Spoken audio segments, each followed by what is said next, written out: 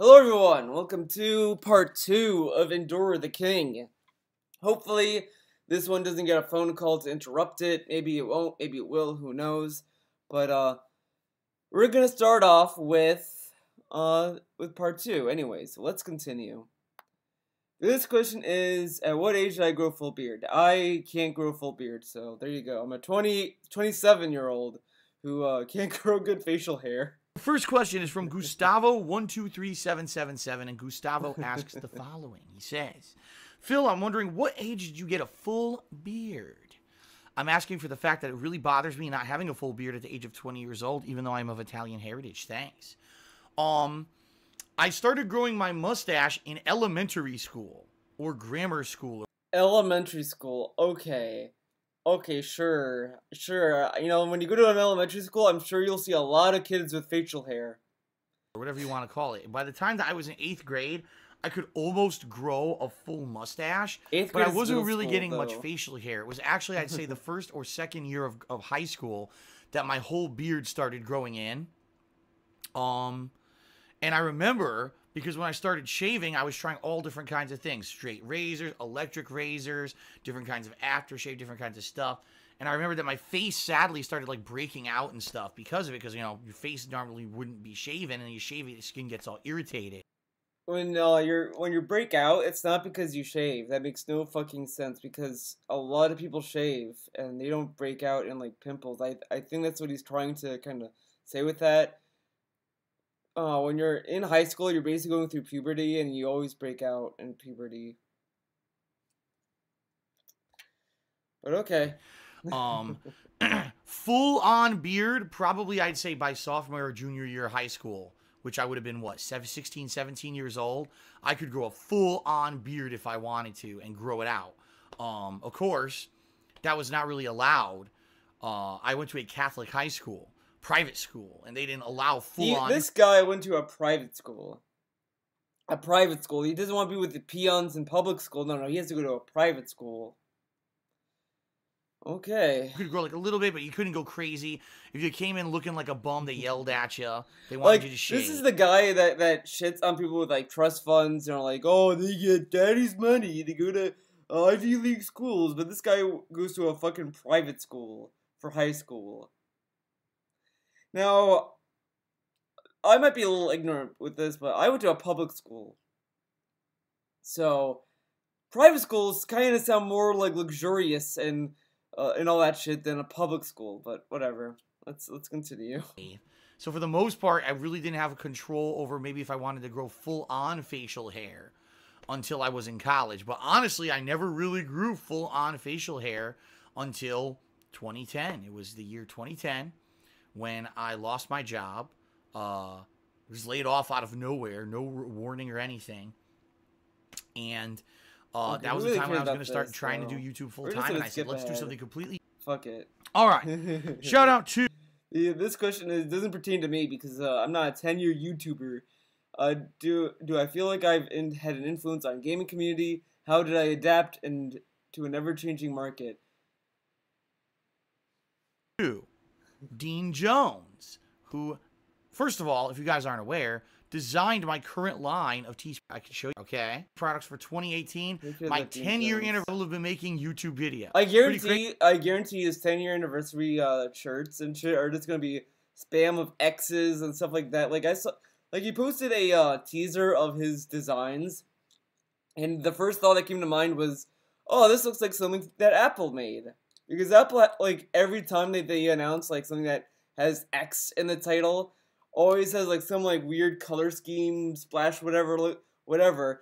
So, like, Dean Jones looks like he just directly ripped from Apple's logo design for one of his designs. Because it was literally X and then just, like, a splash behind it or whatever.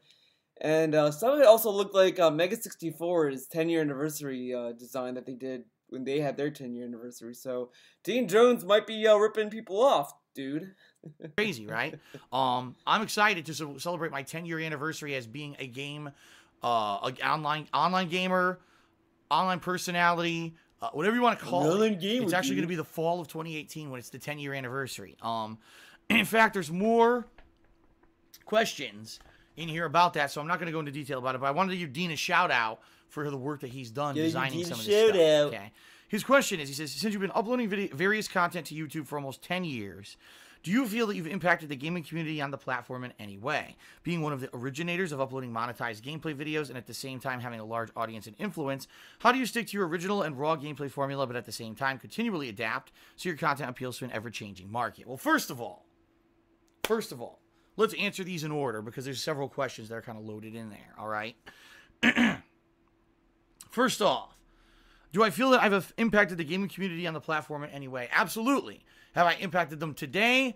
Maybe not so much, but back in the day when gameplay was just starting to become more mainstream. I told you, when I started uploading videos to YouTube, there was not even a gaming classification for videos or channels. It didn't exist, all right? It was only when I started uploading videos to YouTube, it was that era when people had only been doing like straight up boring walkthroughs and stuff like that. It was not popular on YouTube to do raw content gameplay, full-length playthroughs with commentary over it. It was instead more like, oh, this is a walkthrough of how you beat this. There was no just kind of watch someone play. Let's go back a little bit. Like, uploading videos to YouTube, it was that era when people had only been doing like straight up boring walkthroughs and stuff like that. It was not popular on YouTube to do raw content gameplay, full-length playthroughs with commentary over it. It was instead more like, oh, this is a walkthrough of how you beat this. There was no just kind of watch someone play a game from start to finish and give their reactionary commentary and have fun with it. I like how he kind of lumps himself in that. It's like a trend starts. It starts to pick up and all that, and then you start to, and you're one of the people that just happened to be there at the right time in the right place. You're like, look what I started! I started this. It's like, no, you didn't start it. You're just there at the right time. He literally started doing YouTube as a business and all that stuff, like, around the time that happened. He kind of, like, boarded the bandwagon, and now he's claiming that he was part of it. Okay. I was one of the very few people who got popular on YouTube for doing it. Am I the first person to do it? No. And it's hilarious because I hate to say it. Some of the first people who did it are mad at me. They don't like me. Who? Because I was one of the people who got popular on YouTube for it, and they never blew up in the way that I did, or got popular or made as much money as I did, or anything like that doing it. And now they hate me. Whatever. Have your fucking butthurt grudges. I don't give a fuck. All I know is... I don't give a fuck. I just mentioned it offhand in a Ask the King just randomly. Yeah, sure, buddy. I think these are imagination grudges, like with his imaginary friends. His imaginary rivals. I didn't know about those people anyway. I just went on YouTube and did my thing, became popular for it, and that's all I care about, okay? So, yeah, and that was way back in 2008. I know for a fact from people who have directly told me that I influenced them. People like SSOHPKC. Not this part. And some of the other people who have been in the creatures over the years have actually come out publicly and said, yeah, it was actually Phil who kind of influenced us. We watched his videos and said, wow, that's fun. He's a funny guy. Maybe we could do that too. He's a funny guy. And then they jumped into that whole kind of a realm. Now, of course, they didn't do exactly the same thing I did. They had their own spin with edited content and other shit as well. But, they kind of got their start watching me, got inspired, and then jumped in and did their own thing. Much like, I've always said this. It was the Angry Video Game Nerd and the Nostalgia Critic were two people who I watched and held in high esteem. And I said, man, these guys don't have a lot of money, don't have high budgets, it's obvious. But they just went out there, just did funny videos, and they got noticed on the internet. I could do that too. And I did, and look, I did. So, and it's funny, because, like, Angry Video Game Nerd and Nostalgia Critic both exploded, and they've been able to improve their content a lot. Like, Nostalgia Critic, his quality kind of tanked, commentary-wise, but he's able to get, Warehouse basically was able to get people to act in his reviews. Some people can argue that kind of ruined his reviews, which they kind of have. But okay, Angry Video Game Nerd has kind of was able to get a little bit more like cameras. He did a video in an arcade warehouse. And all those, like, all the money that they made went to improving their videos. DSP made so much money doing what he does, and he still has not improved anything. The only thing he improved is to have shitty soundproofing foam and a mic. Oh, and direct capture. That's it. He doesn't... I thought I heard something. He doesn't take the money he makes. He doesn't put that into something else. Like, he made $3K... He made over $3,000 since Thanksgiving Hate Live to now. He made over $3K. That money is not going to improve his business. It's going straight to the bills. Did and got popular off of it. Pretty cool. So that even being back said, then, even before this downfall of all the shit that he had that happened to him, he still hasn't improved his content at all. Not before 2015, not after 2015. Anytime before 2015, he never improved his content. Never. So it's a load of shit that he's like, oh, you know, I take a lot of influence, because they at least improve their shit. He doesn't. I know for a fact that I influenced, and that's the thing. Now, I'm sure there's big YouTubers I've influenced. I'm sure there's a ton of smaller YouTubers I've influenced. I've said this before, and people like to make fun of me for it. He influenced Palblock Guys, that hot YouTuber, and the Air Raid Lord. Two great YouTubers. Whatever. PewDiePie. Yes, I know. PewDiePie. Actually, if you watch before he ever uploaded a video to YouTube, was watching my content. He used to watch and favorite my content all the time, or like it, whatever you want to call it. And then he referenced me in his videos when he was starting off and just becoming popular. I love this meme of him saying, I influenced PewDiePie. PewDiePie loved me, dude. Okay, so imagine, because he hated PewDiePie before he started, like, this whole beef with him. Like, before he made that Instagram post about the book that PewDiePie made, he made fun of him constantly. So get this. Imagine if you're PewDiePie and you're like, oh, I like DSP. This guy's cool. I'm gonna start a YouTube channel because he inspires me and all this stuff, that you become popular because you decided to do videos. And then you're like, you know, I'm gonna go check on my good friend DSP. I want to see what he's doing, because, you know, I'm such a fan of him, and I look up to him all the time, and he watches a gameplay or a pre-stream of him, and the first thing he hears is, PewDiePie's a piece of shit. A lot of idiots watch it because he screams like a girl. He's a little bitch. This and that. All these insults. How would you react? Like, DSP, like, hates the shit out of PewDiePie for no reason, other than he makes money. Like, it's insane. He keeps bragging about how PewDiePie was, like, inspired by him, which I don't fully believe. Like, the only way that you can kind of find evidence is if you do, like, a lot of deep diving and go, like, years and years and years into, like, fucking the fucking lore. I'm not gonna fucking do that. That's way too far to like, find. That's fucking stupid. And he keeps bragging about this because he brags about it, honestly, because he knows that people are not gonna be, like, you can't disprove it because you can't find evidence of it. You can't prove it and you can't disprove it. So that's how I feel about it. I feel like that he brags about this because you cannot disprove it as much as you can prove it. You can't do either. So he could honestly say that he could say honestly that he shook hands with PewDiePie and you can't disprove it. It's fucking ridiculous. I really don't believe that, because if PewDiePie was inspired by Phil, if he was inspired by Phil truly, then maybe DSP should look at his own commentary. If PewDiePie was inspired by DSP to make the content that he has, then maybe DSP should start looking at his own content. Just saying. He used to reference me in his videos, and then I guess he realized, gee, I shouldn't do that anymore, and he stopped. But even him, you know, that's how long I've been around, 10 years. I've outlasted so many YouTubers who came here, did it, and are gone now. And you know what I mean? Even some of the biggest guys now, I did it longer than them and way before they ever did. So, yes, I know for a fact I've directly influenced many people who do YouTube videos. Okay. That's what you want to tell yourself. Okay. Through the water. What? SSOH, man. I heard about it, man. He is dead. No, he's going to read stream chat. He died, but he doesn't do videos anymore.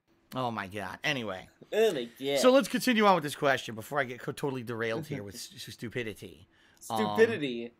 So, his second question is, how do you stick to your original and raw gameplay formula, but at the same time adapt so your content appeals to an ever-changing market? You know what? I'm going to be God's honest truth to everyone. I'm going to be God honest truth, everyone. God's honest here. I don't care about that. I don't care about that.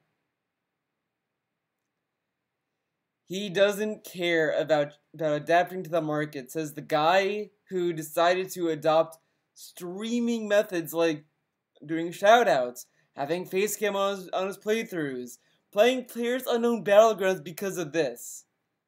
But he doesn't care about the ever-changing market. And in the first part, he said he'd go straight to Amazon. He'd go straight to Amazon's video player. That's literally adapting to the ever-changing market. Okay. For me, the core of what I've always done on YouTube was playing a game, whether I enjoyed it or not, and just having funny reactionary commentary to it, period. Being an average guy. While giving shoutouts and having facecam and playing a game that brings in the views. That's what he does all the time. Okay. An average Joe gamer, right? He's an average. I've been here for. He's an average Joe gamer. If he's an average Joe gamer, then he would be playing Super Mario Sunshine right now, because the average Joe gamer plays whatever he fucking wants. He doesn't have to play a game because of views and because of money. But he's the average Joe, guys. Okay. 10 years. I blew up. I was huge on YouTube. Okay. Do I have giant sponsorships? Do I get paid tons of money to kiss games' asses or whatever? No. And honestly, I would never do that. I would never. Oh, that's what makes him different. That's what makes him the average Joe. He doesn't get special treatment. And he'd never do that. He'd never do that. He would never, hypothetically, guys. This never happened, apparently. If Twitch came up to him and offered him a promotional event at a convention of sorts to demo or test out a certain extension of sorts for his streams, he'd never do that.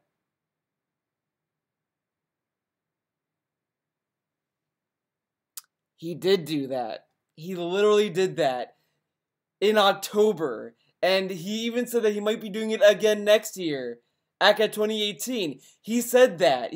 I think he might have said that during the Super Mario Odyssey playthrough parts. One of them, I think. I think he said that Twitch has been eyeing on him to do another event. But he never do that. He'd never do that. Okay.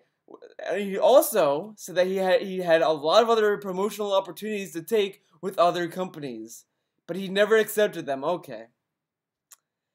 Alrighty. A sponsorship, a paid sponsorship, where I was told. Oh, but I didn't get paid. And that's the other thing, guys. He never took extra money from Twitch to do this hypothetical convention of sorts to test out extensions. He never took extra money, or did that, right? Okay, Phil. Told I can only say positive things 100% of the time. And guess what? Every other big fucking YouTuber does that. Everyone. And I would not do that. Because that's not what I pride myself on, and that's not how I got popular. I got popular because when I play a game, right, it's going to be raw, unedited, my true feelings about the game, and you're going to find out for sure about how I react to that game. You're not going to get a paid playthrough. Okay, you know what? I can already tell you what he's going to say. That is going to be his reasoning why he doesn't consider the Twitch events to contradict this. The extensions are not games, stupid! It's fucking streaming! I guarantee that's what he's gonna say. He's not gonna say that it falls in line with this, because I don't get a fucking game from Twitch to play. These are extensions, okay? And I'm getting paid because I was at a convention. I guarantee he's gonna say some bullshit like that, which is fucking sleazy, and he fucking knows it. Middle Earth, Shadow of Mordor, where people were paid thousands upon thousands, if not even more money, to just kiss the game's ass, which is what a lot of big... He kissed the game's ass for free! Remember when everyone kept telling him that the loot boxes ruined the game, and he got triggered over that? just so that he could also say that the game sucks because of that. Funny, right? YouTubers did. I wouldn't do that. I would never do that. I would never accept a no sponsorship big YouTuber like that. praised but they've that all game. gone out there and done that, and they all get free copies of the games in advance, and they all do all massively positive streams of the games days. He got games in advance too.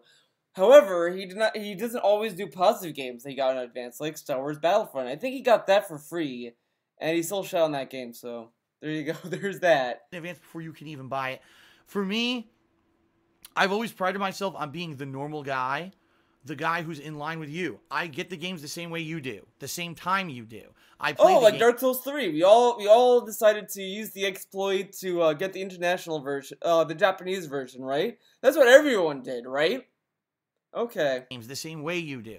I am you. I don't think that I'm any better than any of you guys who watch me or gals who watch me. Oh, bullshit. You have a high opinion of yourself. I don't. I feel like we're all just normal people. At least admit fun. And the fact that I have popularity based off of that kind of a grassroots feeling is freaking awesome.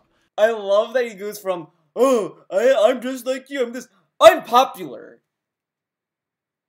Okay.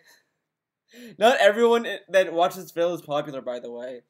Is Brightside Viking popular? He might be popular among the detractors and the haters because BSV is a very interesting particular in the sense that he's kind of out there, but I would not say he's popular when he's not on the internet. Sadly, that's not what YouTube has become. YouTube has become an elitist place where this upper echelon of gamers get everything early, get exclusive access to everything. Oh, come watch our promotional live stream for the new fighting game where 3 top players who we handpicked it to fucking, advertise our game, get the game first. So obviously they get preferential treatment. Come watch this guy stream this game 4 days fucking early.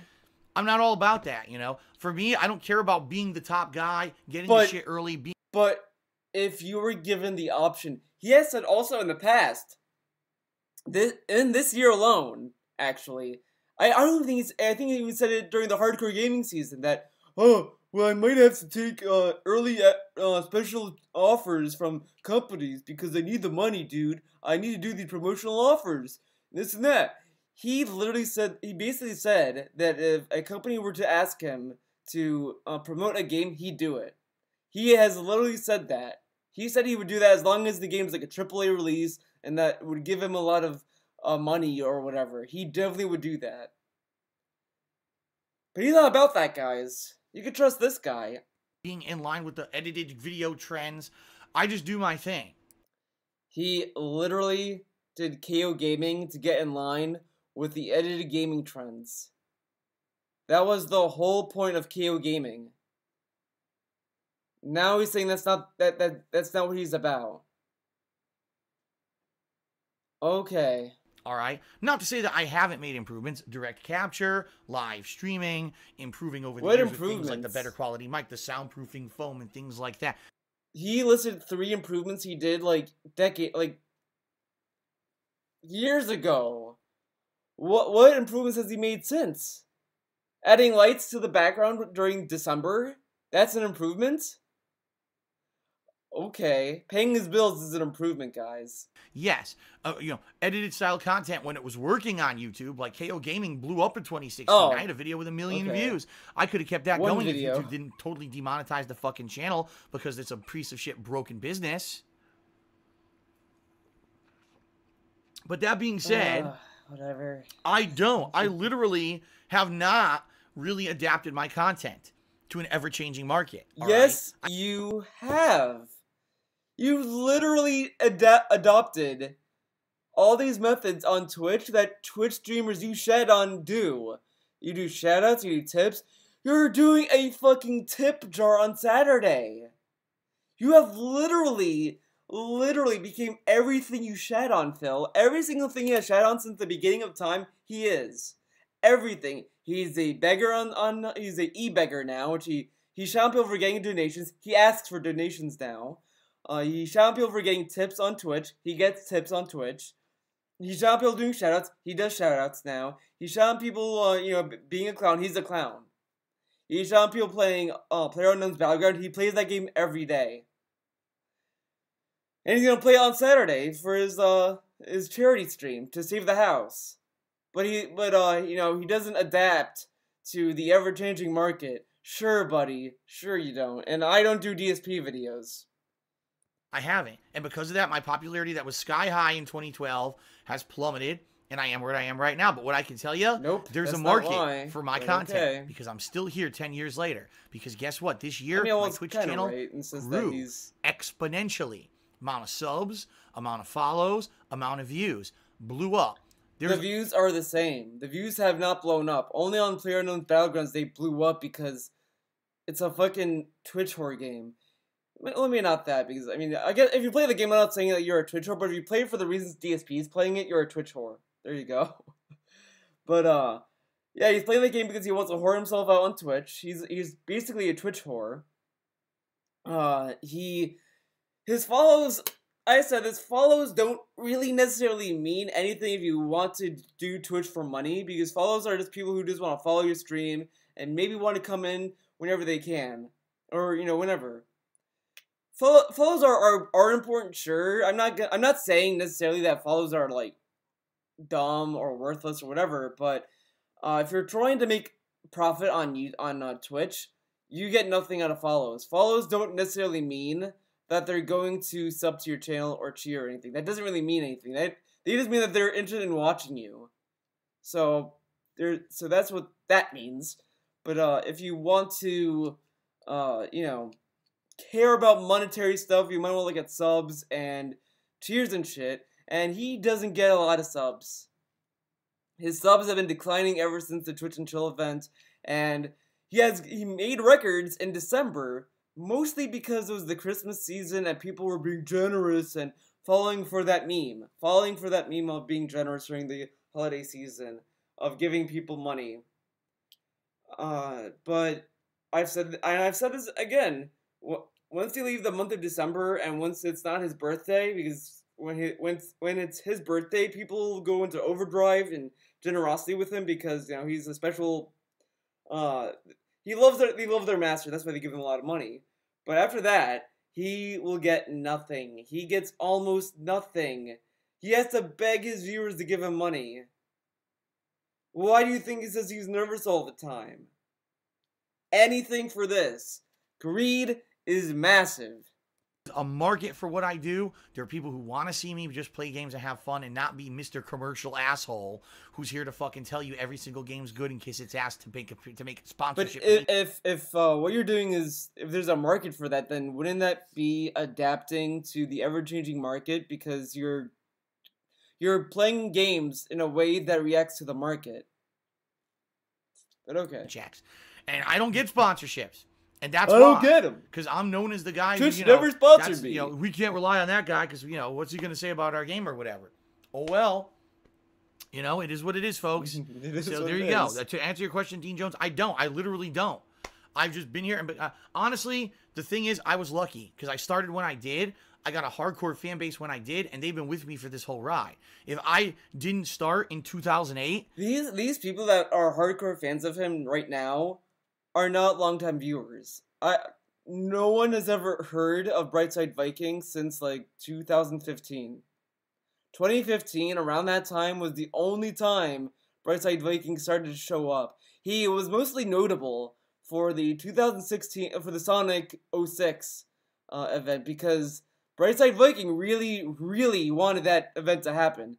And ever since, he has been like a staple in the DSP community ever since. So there's that. Hardcore Parkour kind of vanished. I don't know what happened to him. Samus Samosa is gone. KG is kind of, he's gone too. But he loves the forums though. He can't leave the forums, guys. He's a addict for those forums. But who else? Gino Saji kind of left. He's been kind of not there as much anymore. And when he's there, he's kind of being a troll, I guess, but okay. I mean, if you go to his chat, there's really no one there that you can sit there and be like, oh, he was there since 2010.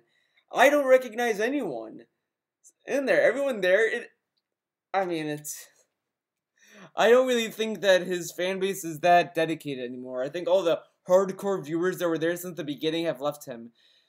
That's my opinion, at least. I would not be popular. If I started this around 2013, 2014, I wouldn't be popular at all.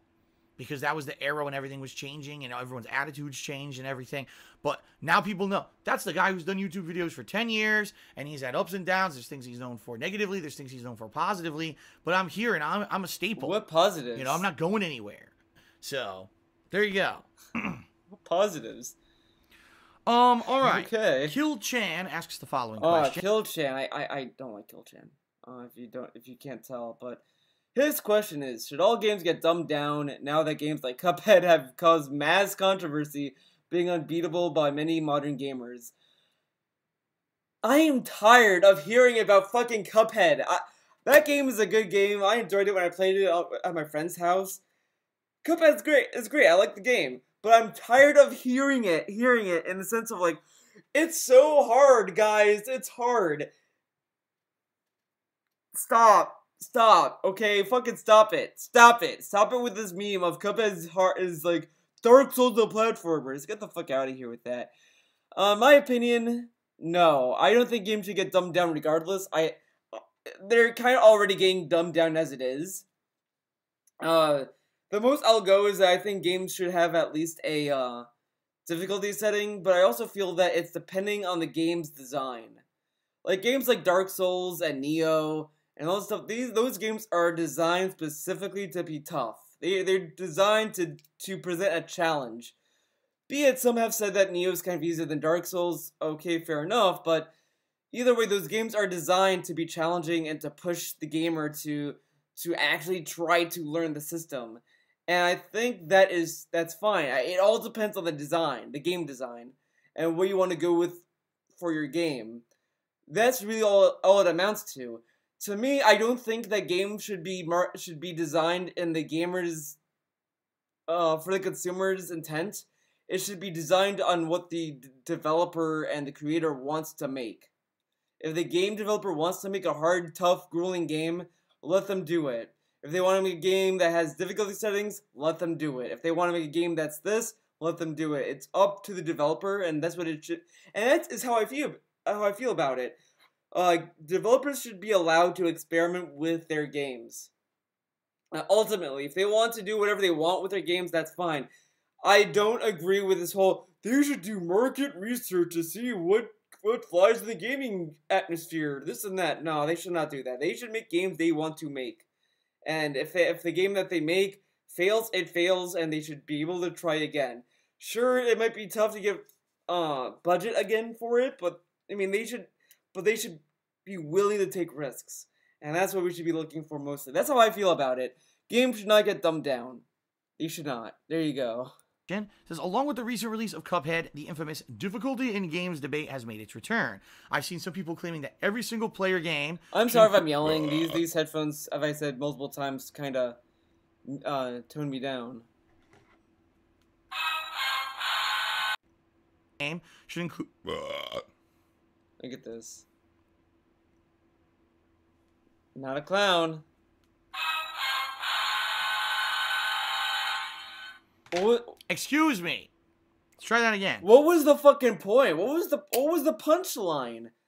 Oh, I burp. Dun, dun, dun. Like that sound effect doesn't even make sense. But okay. I've seen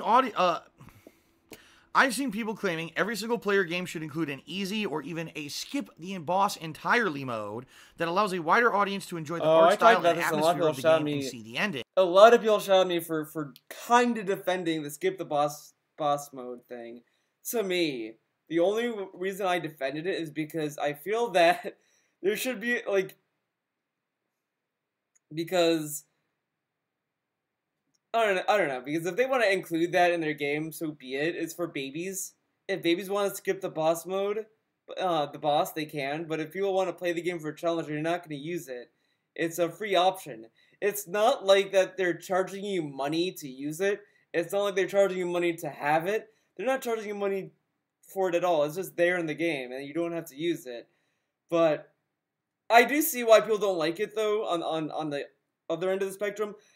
I only defended it as far as me saying that it doesn't affect me. I don't really give a fuck about it. If someone wants to use the skip the boss mode, the skip the boss button, okay, cool. You know, sucks for them because they're really cheating themselves of a game. But I get it. I get the argument because it's like, kind of cheaps the experience of playing a game and it robs the feeling of accomplishment. But at the same time, the only people that are gonna be using the skip the boss feature are people who don't care about that. So that's why I didn't really care about the skip the boss feature being in a game because it doesn't affect me. Because I like having that sense of accomplishment, so why would I use that feature?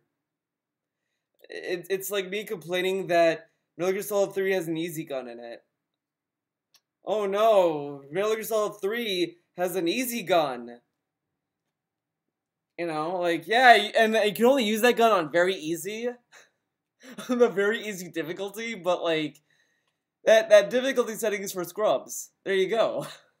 In my opinion, what these people don't realize is that this mentality is exactly what brought us years of gimmicks, survival horror games that turned into watered-down shooters, Tomb Raider games where you could just skip tombs, complex FPS. I would not say that's what made survival horror get dumbed down. I think ultimately, like with Resident Evil, what they did with Resident Evil 4 was they added a shooting mechanic to it, and there were like a divide. People looked at it as a survival horror game. But then people criticized it as a shooter because if you look at Resident Evil 4 as a shooter, a shooter, not a survival horror, the game is kind of bad because you can't move and shoot, and as a shooter it fails in that regard, which is kind of whatever. But it works as a survival horror because the idea that you can't move and shoot adds to the tension. Resident Evil 5, when they added a co-op partner, it kind of changed it a little bit. It still had tension to it, sure, because there was ways that it balanced the partner aspect of it and added a kind of gimmick to it. But then Resident Evil 6 came out, and that was just a terrible game. But I would not say that necessarily led to the downfall of survival horror. In my opinion, I just think horror has just been kind of tough. Horror is a hard genre because you can't really scare people if you're doing stuff that people are anticipating. You know, it's like when the camera slows down and, you know, the main character's in the bathroom and they're gonna close the mirror and you're like, oh, and then a monster's gonna be behind them in the mirror, and you're waiting for it, and the music's like building up, and then they close the mirror, then boo, you get the jump scare, and you kind of you expect it, but games turn into streamlined shooting galleries, and games all about graphics and almost no gameplay. Your 2 cents. Yeah, I mean, Kill-Chan has a major point here. DSP's all about graphics, though. Every game he talks about is graphics. Graphics. Look at how games have evolved. You cannot deny, ladies and gentlemen, that over the past 20 years, as games became major media, more profitable than movies, television, and music combined, that video games have not become easier and more... Honestly, that the popularity in games have been kind of declining. It's been on the decline almost. Like, it kind of boomed because of narrative-driven games like The Walking Dead, Telltale's The Walking Dead, and so on. It did kind of boom for a long time, and now it's kind of going down. It's declining back to kind of where it is. That's how I feel about it, because I don't see a lot of people talking about games anymore as much as it did way back when. Like game companies are now taking more risks, kind of in a sense in some games. Like Nintendo is allowing Platinum Games to go lewd with Bayonetta. Watered down. This 100% is correct. This 100% is a factual statement because more people want to get into it, but not everyone has the time or the experience or the effort or the skill to jump in and be able to play a challenging game from start to finish. A lot of people don't even want to invest that, right? So what you see is an interesting mix. You get games like The Order 1886 that literally, if you actually figure it out, has about 2 to 3 hours of gameplay and about 5 hours of cutscenes and was sold for a full $60 price tag. It's not a real game. right? You see games like the Telltale series of games demo. where I just played one yesterday called Life is Strange Before the Storm. I literally did everything wrong, and the game just continues anyway. So it doesn't even matter. You're playing a narrative-driven game. You know, for a while with Telltale, they kind of did a good job trying to mask that no matter what you do, the outcomes are kind of the same. They did a decent job at hiding it, but then around season 2 of The Walking Dead and other games started to do more of that, it really started to be obvious that no matter what you do, you're on the same path, regardless. Because when you look at when you go to season 1 to season 2 of The Walking Dead, it's really clear that that Lee was destined to die, regardless. The only thing that kind of changes is some of the dialogue trees, and that's it. But that's with every game. Like in Life is Strange, a lot of people were kind of disappointed how the first season of that game went on, because at first it really feels like your choices matter. Then at the end, the choices didn't matter. The game sucks. But when I played it, when it was on sale, I got it. And I played the first Life is Strange, and I sat there. I was like, this. I kind of knew it wasn't going to even be that from the beginning. It's about time manipulation. What do you think is the biggest meme in time-themed stories? Either you go back in time and stop the very beginning event in the game, or you're gonna not do that. Those are the only two options that the game gives you. Which is, I knew at the beginning of the game, I knew that when Chloe gets shot, that's gonna be the turning point of what happens. It's very obvious, very obvious. And of course, the game continues because it has to fall in line with some form of continuity. It's really dumb to play games like that and expect to have 100% freedom of choice. It's a poor example, in my opinion. It would have been better if he picked a game that's not that, to be honest. If you do the gameplay elements correctly, the game continues. There's no fail in the game. Like Kirby's Epic Yarn. That game. So that being said, has no deaths. All right. Undoubtedly, we've seen the watering down of games, but it's funny because we still got franchises like Dark Souls, right? Like Cuphead that just came out, and it was funny. Cuphead. The big debate about Cuphead was that there were people who wanted to play this retro style shoot 'em up game, but they had no experience with retro style shoot 'em up games, so they tried to play it, and Cuphead. They wanted to play Cuphead not because it's a retro game. They wanted to play Cuphead because they liked the art style. Skullgirls came out around the time... Skullgirls. That game came out around the time that I was not really deep into fighting games. I didn't really care about it, but I got Skullgirls because I loved the art style. I loved it, and I played it regardless. I played the story mode, I played the arcade, and I enjoyed it. I really liked the game for what it was. I sucked at it. I really got into fighting games when I played a little bit more with my friend over the years with it, and then I got a little bit more into it, and then around Street Fighter V is really when I started taking fighting games more seriously, I guess. Not as seriously as the competitive tournament style seriously, but I started, taking a better interest in it. No, it wasn't Street Fighter V. No, I lied. It was around Super Street Fighter 4, Mortal Kombat 9, Tatsunoko vs. Capcom. Those kind of games really got me into it. But Skullgirls, I got it because I liked the art style, and that's why I played it. And I didn't have a problem with it. It had difficulty settings, so I played on easy to normal, so I could kind of get into it. And then I got into the game, and then I got into fighting games, etc. So there you go. I mean, a lot of people played Cuphead because of the art style. That's why they were a little upset that it was hard for them, because they wanted to play the game and enjoy the art style and the story, but the game was too hard for them. It literally was made to be fan service for people who like grueling, challenging games and wanted to do a retro-style shoot-'em-up game that did not pull any punches. And they couldn't beat it. And there's people out there who still, to this day, still can't beat it. It's been out for, 4 months now? 3 months? They can't beat it. And they're so angry because their friends beat it, this media reviewer beat it, this YouTuber beat it. No one since... people kind of stopped talking about Cuphead since October. A game came out in, November? Not November. November they stopped talking... No.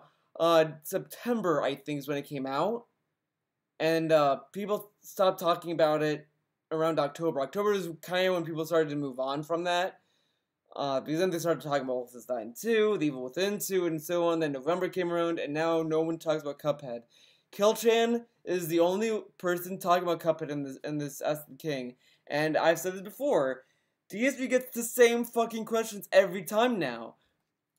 Because he talked about Cuphead in the fucking October Ask the King. He talked about Cuphead then, and now he's talking about Cuphead again.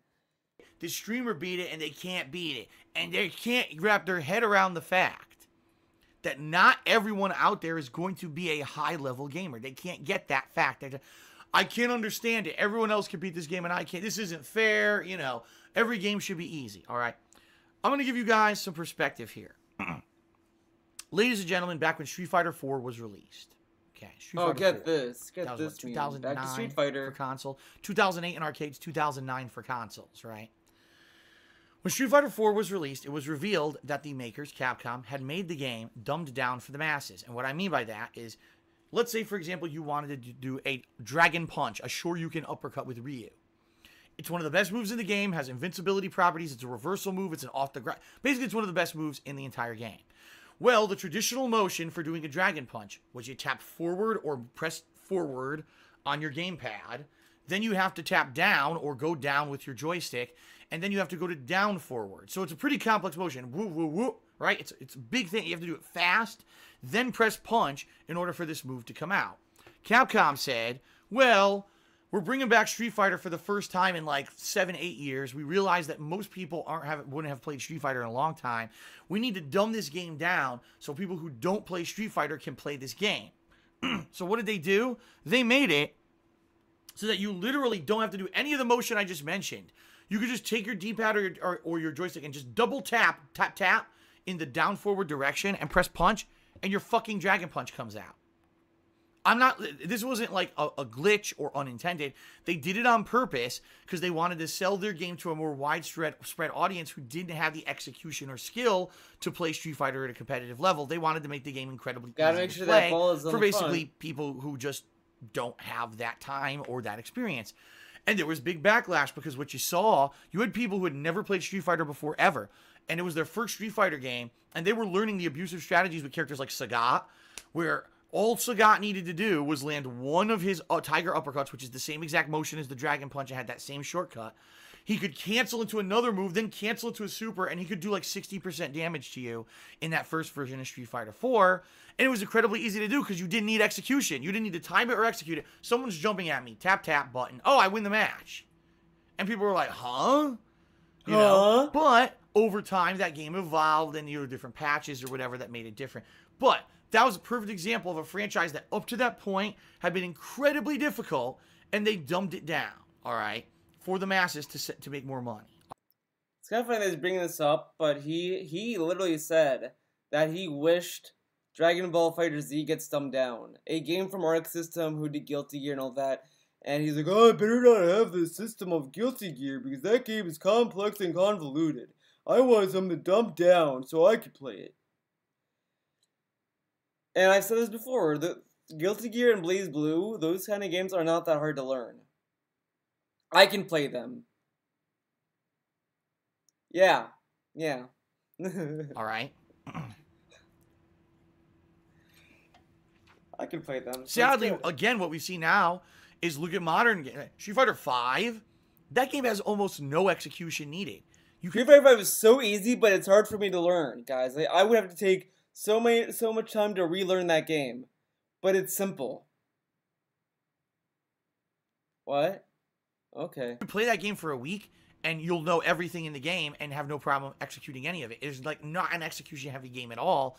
It's more about knowing patterns and mix up 50-50s and shit, which is just bad. Because overall what's happened is you see the quality of fighting games dumbed down so that they could try to sell more copies. And this is happening with a lot of genres. Patterns in Street Fighter 5, in my opinion, because it's really just responding to things. Like, if I jump to a Ken player, I can just assume he's going to do Shoryuken. It's kind of obvious that that's what he'd do. Like, when I'm playing in some Shotos, I could tell when they want me to jump, because they they could just like rail on me, like they could just do all these combos, whatever. And then they're just gonna start walking back. They're gonna start walking back, and they're gonna start spamming Hadoukens because they want me to jump over the Hadoukens all the way to him, so they can just do a Shoryuken and then just repeat that. So sometimes I might be falling for that because I might be getting greedy, or I might be thinking like, I need to get him. But sometimes I just sit there and like, okay, I'm just gonna jump over some, block. And that's the one thing I liked about Street Fighter V was they got rid of chip deaths. The only way you can get chipped in Street Fighter V is by supers. And I think that's fair. I think that's fine. Because, a super is like you have to earn that super. I think projectiles can also chip you out in 5, but I think it takes a little bit longer for that to go through, I guess. I don't know. Not sure on that, but I usually just kind of try to make my way slowly there, and then they might do a Shoryuken anyway because they might think that I'm not going to block, and then when they land, I either do a crush counter or I just grab them because I want. Sometimes when you do constant Shoryukens, I just grab them constantly. If they're going to spam Shoryuken, I'm going to spam grab just to piss them off. So then you get a game like Cuphead, okay? Didn't Cuphead. Have that, and everyone freaked out. They were mad that they couldn't beat the game. For me, here's what I believe. All right, here's what I believe.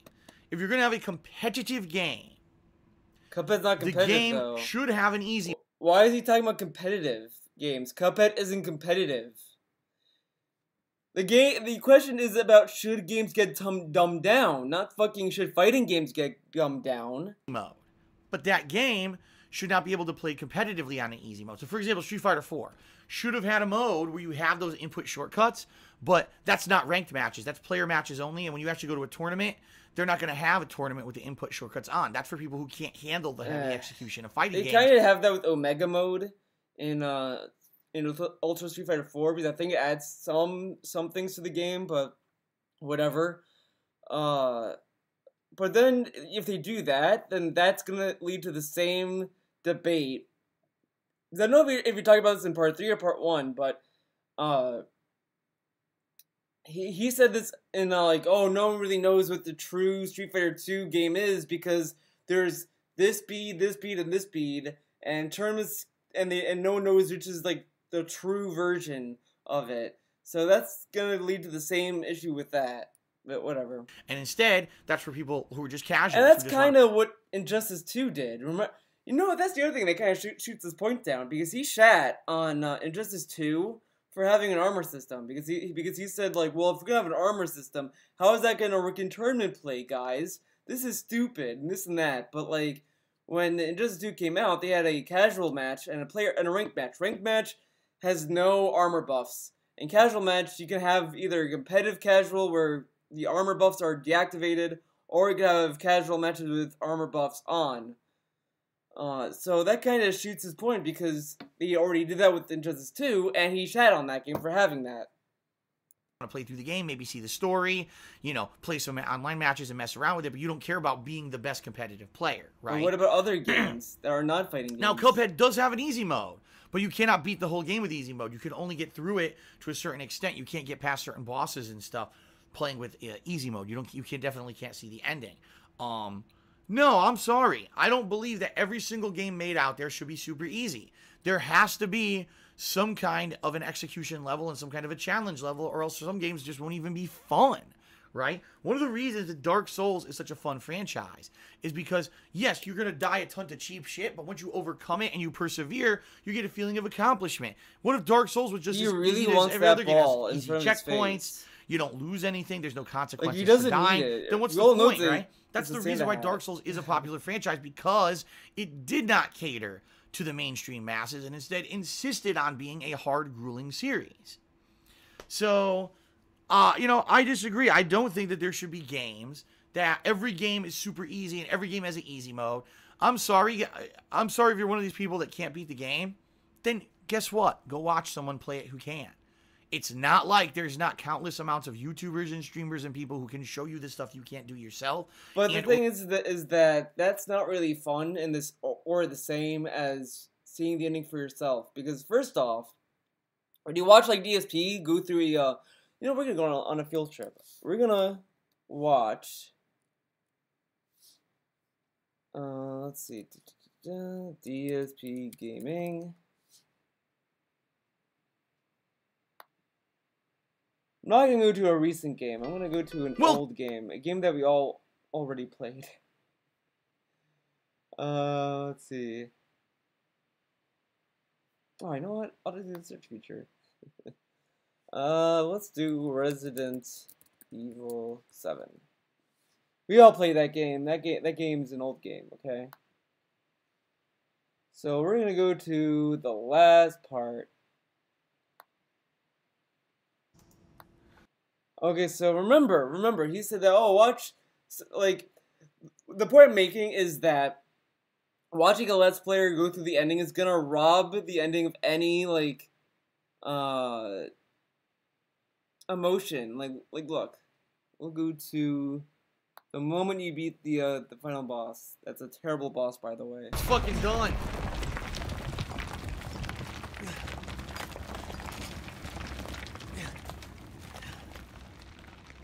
Like, his face cam blocks. His face cam blocks the screen, so you can't really enjoy the full experience of what you're seeing because you see a fat fuck in the corner and you see his shitty logo in the bottom, but that's like a sub button. What a cool boss fight! The boss fight sucked. It was me all along, Ethan. It was me, Granny. Playing it safe. Look at this. The nightmare's finally over. Got a bunch of trophies here. This is what you get. End of the night, silver trophy. This is what you get. If you want to watch, like, if you, let's say that you, oh, I can't beat Resident Evil 7 and I want to see the ending. I'm going to watch DSP play it. Oh, this is the ending. Hey, guys, oh, hey, Granny.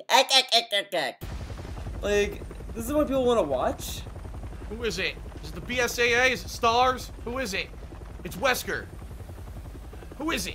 Look at this. It's Leon. Like, it's Chris. It takes away all of the, It's Jill Valentine. All of the, tension. I'm Redfield. What? Glad we found you. It's supposed to be Chris Redfield. Look at that. The fuck took you guys so long?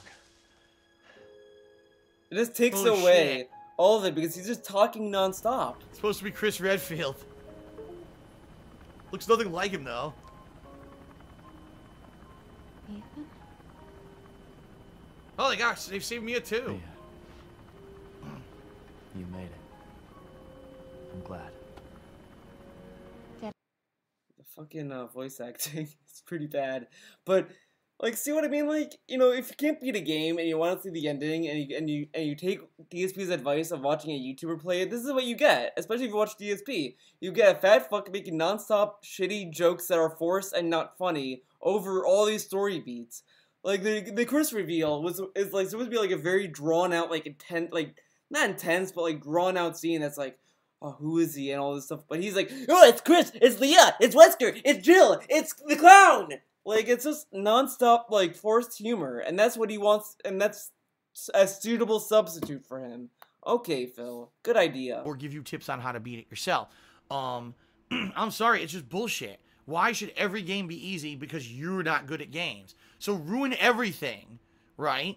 Ruin absolutely everything because there's a few people who can't handle it. It's this mentality. It would be like one person, well, I guess that's a bad example. There's a few examples, but I just don't. I don't agree with the group mentality that everyone should suffer because one person can't handle it. If there was, a classroom of students, and there were 2 students in this classroom that for whatever reason could not get algebra, does that mean that we just strike algebra from the entire fucking classroom of kids because it's too hard for 2 of the kids out of the whole class? You know what I mean? Then no one learns algebra. That does kind of happen in schools though, because it affects people's grade point average, like the ratio of the school. I don't know, but I do think that the if like enough people fail, or I don't know, fuck it, I don't know what I'm talking about. You know what I mean? And then abandon ship, abandon. If we dumb down games to the point where every game's just piss easy, then you've lost something there, and I don't agree with that at all. Okay. But it's funny. He's basically saying he wants difficulty settings for fighting games, but when it's in any other game, no difficulty setting. that's a little ridiculous because there's more of a case of having a difficulty setting when it comes to like other games like that have a story, that kind of stuff. You can make a case for that. Fighting games, you can't really say there should be a difficulty setting for like the button inputs or challenge or whatever. I mean that's just ridiculous, but whatever. Next question is from I Am Curla. Is Phil, I wanted to know if you had any memorable Christmas experiences in your past. Like I love that I Am Curla is still like talking to DSP after DSP shouted on I Am Curla for his for what happened in Discord. What's the question that he asked? Any particular memorable Christmas experiences? We're gonna skip that. It's not Christmas anymore. I don't want to wake Doug up with Christmas stuff. He needs to sleep. So what is the future of survival horror heading? Where it's heading. There's really nothing specific about it. It's kind of going in the direction it's going. Evil Within 2 is an open world survival horror game. Ammo is getting more scarce, and it has a decent challenge to it. That's where it's heading. It's not heading anywhere else. Next question from Anthony77FW. Anthony asks the following. He says, Phil, after this year's releases of both Resident Evil 7 and The Evil Within 2, where do you think that the survival horror genre is with video games, and where is it currently heading in the future? Based on your enjoyment and praise for both of these games, would you say that the genre is heading in the right direction, or perhaps something else? What are some hopes and wishes that you have for the future horror games, and what advice would you give to developers on how to create one? Keep up the great work and stay strong. For me, survival horror has two key elements. Psychological horror, meaning it makes you think about, oh God, what's around the next corner? What's around the next bend? Is there something crazy happening in the plot line that makes you wonder, like a mystery element, suspense element? Is there a build? Who's the villain? What's going on? What created these monsters you're fighting? What's this? What's that? That kind of the element, uncertainty. That build is a key part of survival horror. That is not really much about psychological, though, because that's just storytelling. Oh, it makes you think. Oh, you wonder who the main bad guys or the monsters coming from. That's like basic storytelling. The thing that makes psychological horror great is when you don't get any answers directly, like The Shining. The Shining doesn't tell you anything. It tells you things, sure, like the hotel is built upon a Indian burial ground, so maybe the hotel's haunted by the ghost of the Indian burial ground, or maybe it's this. Maybe it's that you get a lot of these ideas from The Shining, to the point where I have a theory that The Shining is like it takes place inside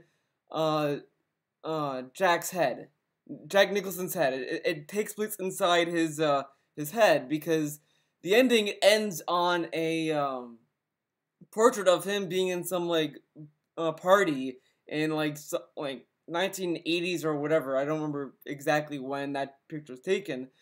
But I was sitting there thinking, maybe we're seeing his mind through this movie kind of snapping, and where he started to kill everyone at that party. And maybe that's what's going on, because that's why there's a bartender in the movie and all this other stuff. But The Shining doesn't spell things out, and it leaves you there to think. That's what makes horror psychological horror intimidating, because they don't tell you what you should be afraid of or what's going on. You're just there to leave with these abstract thoughts. Horror, unfortunately these days, are just dumbed down movies. They look at the movie industry of it. Oh, the house is haunted by the demon that this family brought into their house, and now the demon's killing the family. Like, okay. Well, the devil is pretty bad. He's a bad guy, so okay, pretty easy. Like it's doing the same shit over and over, and that's what I don't like about it. It Follows is not as much psychological horror, but the thing I like about it is that they don't try to explain what the monster is other than how it's passed on, and that's it. That's all you know. Is that it's passed on by having sex with someone, and it will kill people from the last person that had sex, and then go up that kill us. I mean, sure, you could say that there's a lot of plot issues with it, if you really think about it, but it's fun because you don't know what it is, and that's what makes it intimidating. That's what makes it scary, in a sense, that it gives you that tension. When you give a lot of exposition and stuff, it robs it of that. That's what I like about The Evil Within 1. A lot of stuff happened and you just don't know what the fuck's going on, and then you beat the game and you figure it all out. But it does it in such a very interesting way. Well, it's mutants. Oh well, kill all the mutants. That's not so scary. If you don't know what's going on, oh my god, there's these mutated creatures. We don't know what caused it. We got to find out what's happening. Will there be a super mutant at the end? What's going on? Do we have to save the world? Is it horrible? You know, those kind of lingering psychological horror elements is what makes a scary horror game, in my opinion. In addition, I will say this, not watered down gameplay. And what I mean by that is look at Evil Within 1 versus Evil Within 2. Evil Within 1 was tough, but most of the game was not psychological horror. It was gore. It was just gore for the sake of gore. Yeah. Gore is a genre of horror, though. Like, look at Evil Dead. I know Evil Dead is kind of more of like a parody or a satire at this point. Like, it's kind of a goofy series at this point, but still, Evil Dead does kind of pull a lot from slasher films, like Friday the 13th and all this other stuff, because there's like a chainsaw that Ash uses to chop up deadites and all this other stuff. Sure, it's goofy, but like look at Evil Dead 1, the first one. That movie was supposed to be taken very seriously, and it didn't because it was very like cheesy and this and that. So then Evil Dead 2 started to kind of go full on with the cheesiness. But gore is essential in some horror genres. Friday the 13th you can kind of say that's a horror movie because it's a slasher, and you're scared that this guy's gonna chop you up in the most gory way possible. And that is kind of scary, and that's the point with Evil Within 1. The gore in that game, you're supposed to be scared by the fact that, oh, this looks painful, and you're afraid of fucking pain. No one runs to pain. You were wondering what was going on for most of the game, but oh, here's rip the body parts apart, and there's fucking heads flying and intestines going here and there, guys chopping each other up and shit like that. But the core gameplay was just run and gun, grab some weapons, grab the ammo off the ground, fight the enemies, and honestly, that's like Evil Within 2. You can do the same with that. Like there are segments in Evil Within 2 where you just shoot the enemies. Like, the only time that you don't have to is when you're kind of going from point A to point B because it's an open world game, kind of. So you don't really need, oh my god, excuse me, you don't really need to kill all the enemies that you see. You can always kind of sneak past them. But there are segments that force you to shoot. That's why when you go near, like, I'm still in the beginning of Evil Within 2. I got to the part where you go to the warehouse to find Lily. And just before you leave, you start to see a lot of ammo to pick up. You see shotgun shells to pick up, gunpowder to pick up, all of this stuff to help you build bullets, so you can kind of withstand these onslaughts of enemies that they're going to throw at you. But, okay. I never really I was in a situation in that game where like I was low on ammo or whatever. It was pretty easy. I think at the very end it was a little bit of a challenge because there was a gauntlet at the end. But for the most part, the game was not very difficult. You were able to just get right through it, right? Now, Evil Within 2 decided to change that up. First of all, way more psychological horror. It wasn't just about gore. There was more going on there in the game. There is gore in that game though. Like, enemies are literally eating other people. Oh, but there's no gore in that game. Okay. A lot of more air of mystery in that game as well. Who are these people? What's going on? Whatever. And then number 2, they improved the gameplay because they made it, yes, the ammo actually was way more limited.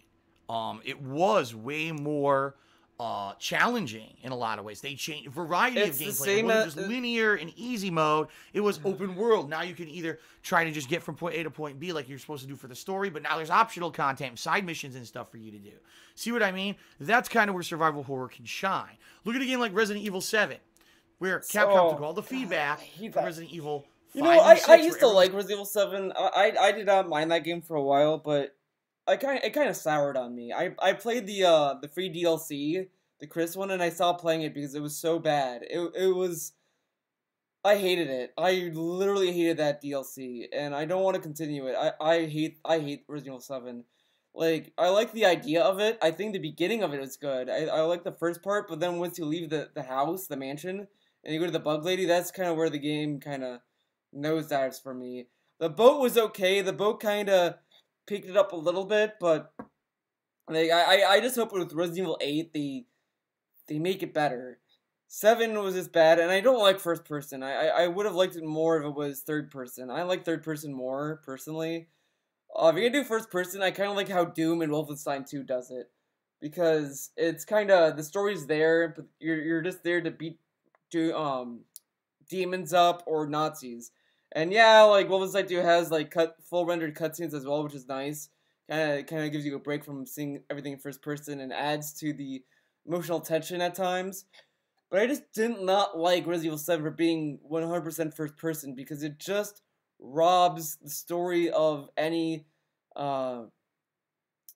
intention because half the time I don't like first person because you guys do this during like an important scene and a cutscene and the camera work is just terrible because it's either you're gonna be like staying in one spot because you're not moving the controller because it's a story part, or it's gonna be like moving around. It's just not the same. I don't know. I don't like first person stuff in my opinion. I said the game's too easy. You dumbed it down and just made it a run and gun shooter, and instead they made it a more grueling survival first person horror game with jump scares, with psychological horror, with limited item use. Yes, all those things. It's literally no. It's not a psychological horror because it's literally it's mutants. It's what he said at the beginning because it's literally that. Oh, what's going on here? Oh, there's mutants. Okay.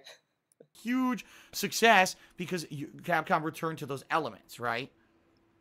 It was a success because they fucking PT'd the demo. That's what I think is the core to a good game. A good survival horror and game. To me, I honestly feel like Resident Evil 7 betrayed a lot of people. I feel like that when you get past the beginning, the game starts to be what it wasn't promised, in my opinion, because when you did the demo that they did, and then you played the first half of the game, it feels different than what the rest of the game feels like. I just did not like it once you get out of the mansion. The game just really sucked after that. Just having blood and gore, right, and jump scares, and dumbed down gameplay for the masses, which we were just talking about in a previous question, does not make a good survival horror game. Having challenging gameplay, limited item use, psychological horror. I'm sorry, that game was dumbed down. That's the kind of stuff that makes a good survival horror game, in my opinion. And with the direction that Resident Evil 7 and Evil Within 2 have taken this year, 2 thumbs up. I'm feeling very positive for the future. Real quick, let's do some shout-outs because a few people have been cheering and I forgot to do shout-outs for them. Like, the one thing I will say I loved about Resident Evil 1 through 4 and kind of 5 was just how great the atmosphere was and just kind of how cheesy it was. And that was great. I loved it. And then 7 is just so bad. We saw, like, the fucking dialogue. It was so bad. I hated the dialogue. 7 was pretty disappointing. I liked it for a while, and then the more I played it, the less interested I got. I hated it, honestly, at this point. Like, well, maybe not hate. It's really disappointing to me. I don't know. It wasn't bad, but it was just kind of not what I wanted. Kekken did a 10-bit cheering and says the hard irony of Street Fighter 4 is that now modern gamers are considering it one of the technically hardest games. I actually missed Street Fighter 4. What? Go ahead and call me an 09er. Yeah, it's funny because that's hilarious, right? I just told you guys how dumbed down Street Fighter 4 was.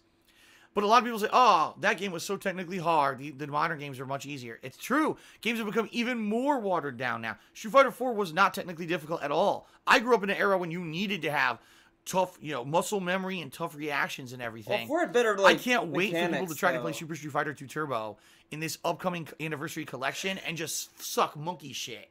They're not going to get no reversals. Nothing's going to come out. They're going to rage because they don't have that. They've played all the dumbed down versions of crap over the past decade. They haven't played real fighting games that required skill. He literally hasn't played Super Turbo in years, and he thinks that he's going to be, like, amazing.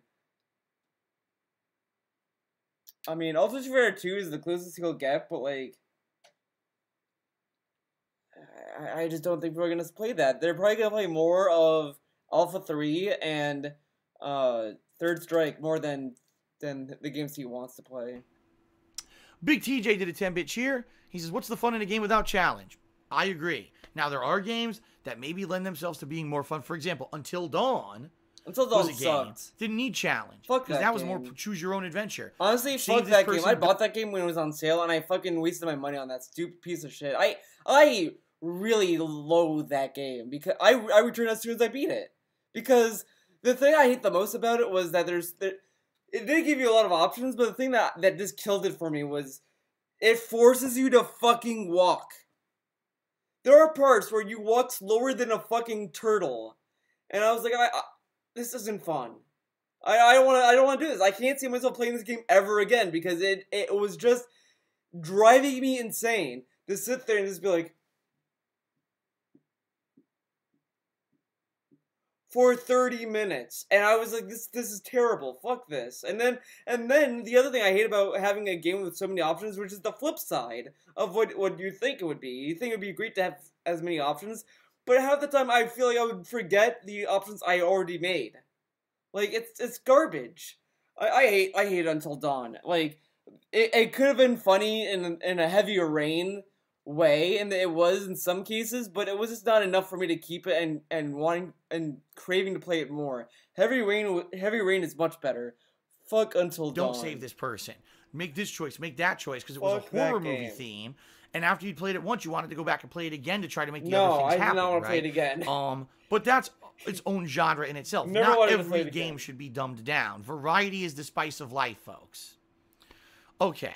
Nazi did a 10-bit cheer and says, how is adding an easy mode so more people can enjoy I'm going to give you a little hint, because when he finishes this whole, like, worst game, disappointing games ever and best games ever countdown shit, I'm going to do an endure of that, but remember, he said variety is the spice of life. Remember that for when I cover the disappointing games. Remember that, because it's gonna come back in a big way.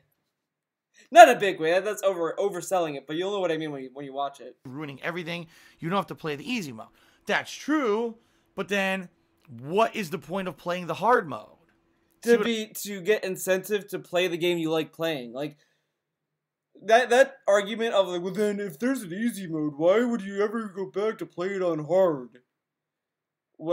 Well, you can play it on hard if you want to unlock other stuff. As I said before, some games lock certain items or unlockables on, like, behind difficulty settings. I can't remember.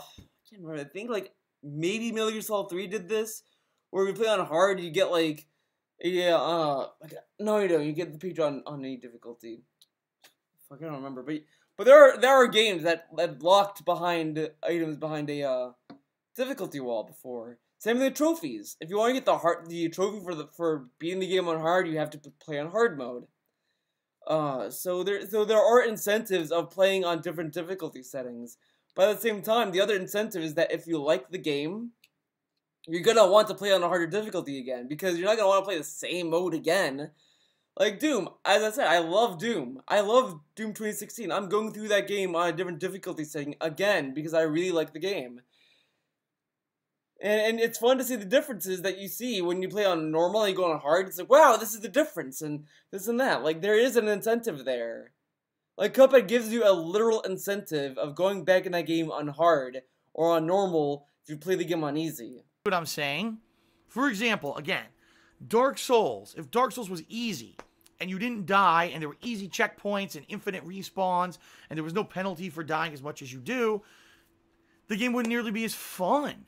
Honestly, you take away and... Says the guy that played Persona 4 and 3 on easy. I am playing Persona 3 Portable, and I'm playing that on normal, and I kind of don't like that game, but I like the game in some ways, but I just have to do a lot of grinding. But, he was debating playing Persona 5 on fucking easy. And he's saying that, oh, there should be a challenge. Okay. An element of the achievement feeling of being good at a game when you make it that a game's easy. Okay. There should be certain franchises that are challenging, and it should be their hook. I just told you, variety is the spice of life. Not every fucking game should be exactly the same so that everyone can play it. That's ridiculous. That's absolutely ridiculous. All right, then let's dumb down all sports. All sports now, baseball, oh, we're going to dramatically reduce the size of the bat and the ball. The person who throws the ball is going to be right in front of you like this, and you just go. And to walk, first base is right here, so you just move your foot. First base. They literally have that. It's called T-ball. They have a stand that you rest the ball on, and you just hit it, and you run to your base and all that stuff. They have it. That exists, Phil. See what I mean? If there's no challenge, there's no element of challenge or difficulty to things, they don't become fun or interesting anymore. You can't dumb down everything, folks. You can't. You can't do it. Okay? Super Potatoes 1989 did a 1,000-bit cheer and says, have you ever tried any games in the Gears of War series? Yes.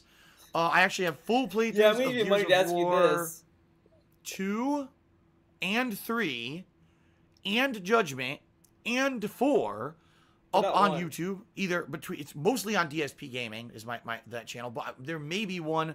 I believe like Gears of War 2 might actually be on my old channel Dark Side Phil. Yeah, and I played the multiplayer of all those games when it was available as well, and there's footage of that as well. So yeah, I have played many games in the Gears of War franchise. The only one I didn't do a playthrough of for YouTube was Gears of War 1, actually. All right, let's continue. Redemption on that. Okay. I summarized and or reworded a question from someone because the way that they had worded it was kind of confusing. So bear with me. Oh yeah, I almost forgot to talk about the title. Look at the title. Troll question pwned in 2017. Current year, folks. Alright, his question. After 10 years of content creation, I've done everything relatively by myself and never outsourced video editing, filming, etc. He did outsource video editing. Remember the KO Gaming submissions program? And then had the Heavy Rain montage or whatever. There's like a lot of montages he outsourced to his fans. Look at the funniest gaming moments montages countdowns that he did in the past. All of them were fan picked. He outsourced all that shit. But okay. And also have rarely ever done collaborations. Is there a reason why? He already answered this. He doesn't do collaborations because he's bad with other people and he doesn't know how to talk to people. He wants people to do it for him. Basically, this question is reworded. So the person who asked it, Barbatin52, apologies, I didn't use your wording, but I tried to make it better so people could understand what you were saying, okay? Okay. You've operated for almost 10 years doing everything yourself. Most people who do YouTube full-time have other people who assist them with things like video editing or they collaborate on content. Well, except for co-op gameplay that you've done over the years, and that one time that you did Project 7, you've done pretty much everything solely by yourself for the greater part of the decade. Have you ever considered changing your structure to make things easier? Was there a reason that you didn't and you always flew solo? Well, folks, good question. It's true. If you look at YouTubers who've been around as long as I have and or have seen a mainstream popularity the way that I got, most of them went off and filmed. Look, again, I mentioned the Creatures earlier.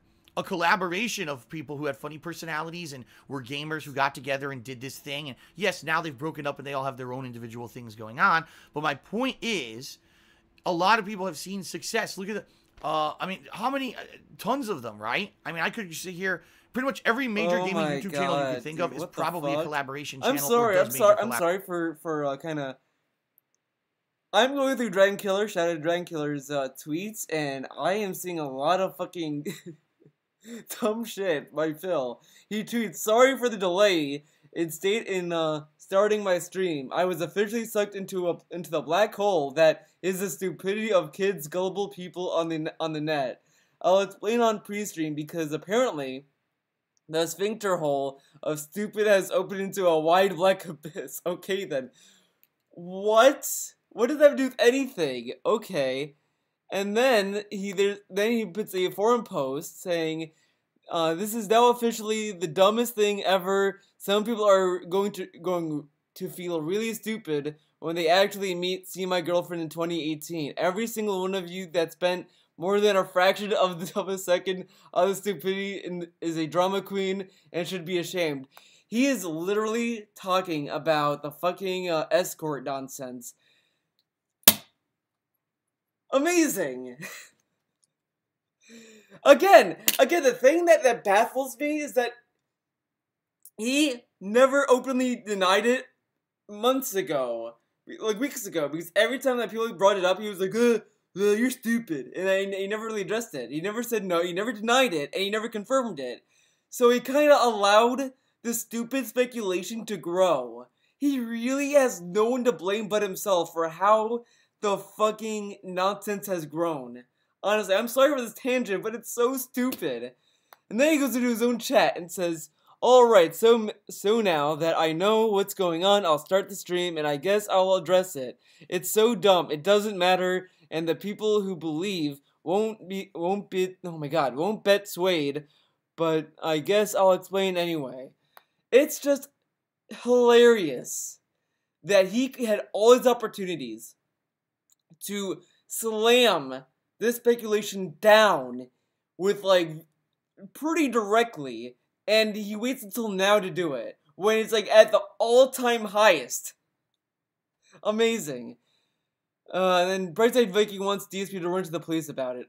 Okay. Yeah. Hey, police, you know this person on Twitter is an escort? Go get her. Okay. Collaborations, right? Think of it.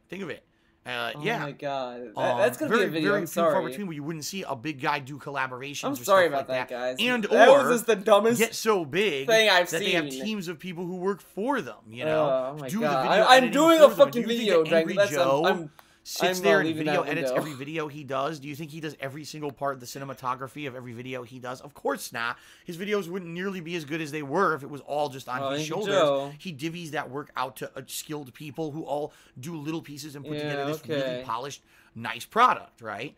I've never done that. Literally, the only thing I've ever done that was ever like that was Project 7. And you saw Project 7 compared to the shit that I put out myself was really good, right? Oh, okay. Sure it was. I don't even want to watch it. So that being said, now people are being dicks. Jeff Oliveira, who said his videos are good? I say his videos are good, goddammit, so take that shit. I know his videos are good. They got high production value. They look great, and that's because he has a team of people who all work hard on it and make it a fucking awesome product, right? I couldn't do that. I could never do anything like that by myself. I'm terrible at video editing. I don't have any cinematography experience. I don't own any good equipment or anything to film well. I'm certainly not a comedy writer. Like I said, the best stuff that I've done is always on-the-fly reactions, not planned-out scripted comedy. I'm not that kind of guy, you know? Shitty dicks, dude. So there you go. That being said, have I ever had a plan to change my structure, or there was a reason that I didn't? Actually, and this is true that I really haven't. He did change his structure. Just watch him on Twitch. He's doing everything he shat on. Everything. So he did change his structure. His fans keep thinking he's been the same. He isn't. He literally changed everything he did so he could get more of this. Anything for this. Greed is massive. I've talked about this too much. I've only talked about this a few years ago, so this is a good time to bring up this question. There was a time, it was actually late 2011, early 2012. He does have sponsors. I forgot about this. Loot Crate was sponsoring him at one time, and he was also sponsored by One Up Box. There you go. I was considering getting an office in Connecticut. And what I mean by that is I was going to rent an office. Keep in mind, I was making so much more money back then. I was making, I'm not exaggerating, 3 times more money back then than I make now. Okay, actually, no. Oh, shit. At that time, I was making 4 times more money than I make now. Holy shit. I just realized, I just thought about my taxes last year because I just looked at them the other day and how much I actually made net. I made 4 times more money back in 2011 than I do now. Fuck, dude. Then why didn't you use that money to improve your business?